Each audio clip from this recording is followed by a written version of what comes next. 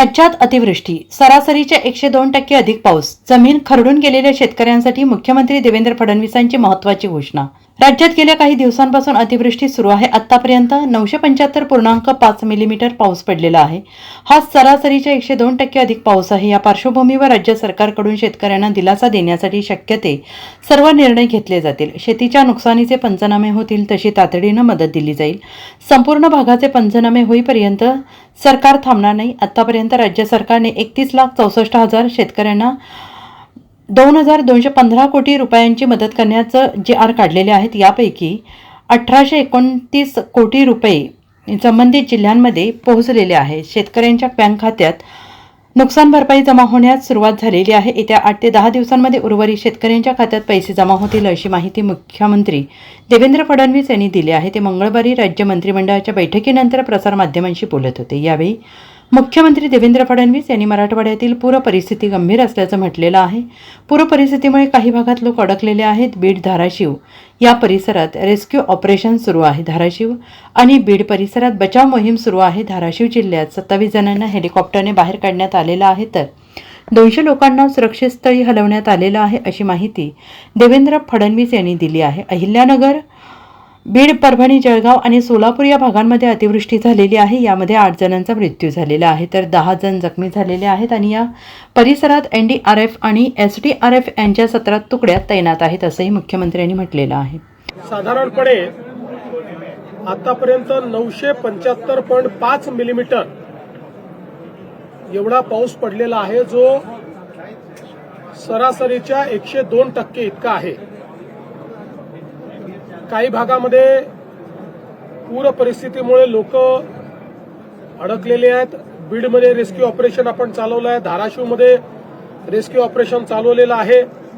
धाराशिवला आता 27 लोकांना हेलिकॉप्टरच्या मदतीने NDRFने बाहेर काढलंय। 200 लोकांना अजून वेगवेगळ्या ठिकाणी सुरक्षित ठिकाणी हलवलेलं आहे।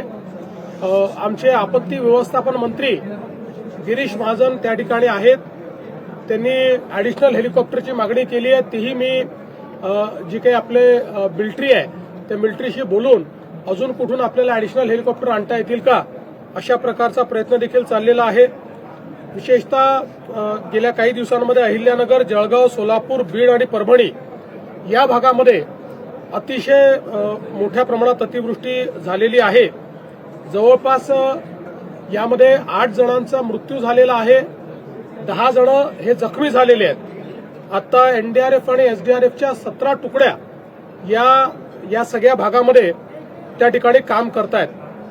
आपल्याला कल्पना आहे की मागच्या काळातच आपण शेतकऱ्यांचं जे नुकसान झालं त्याचे पंचनामे करण्याचे आदेश आपण दिले होते आणि यावेळी आपण एकत्रित पंचनामे येऊन त्याला एकत्रित मदत करण्याच्या ऐवजी जसे पंचनामे येत आहेत तसं आपण मदत त्या ठिकाणी करतो।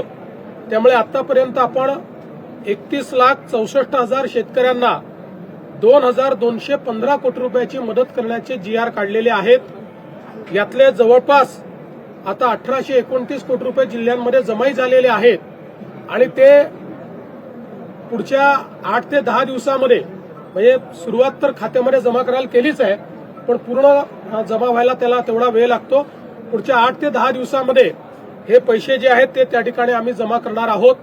त्यामुळे जवळपास हे 2,215 कोटी रुपये हे तर जमा होतीलच, पण यासोबत अद्यापही हे काम थांबलेलं नाहीये, कारण नवनवीन ठिकाणी पाऊस पडतोय, त्या ठिकाणचे पंचनामे करणे आणि त्या ठिकाणी मदत करणे हे आता ऑनगोईंग काम राहणार आहे।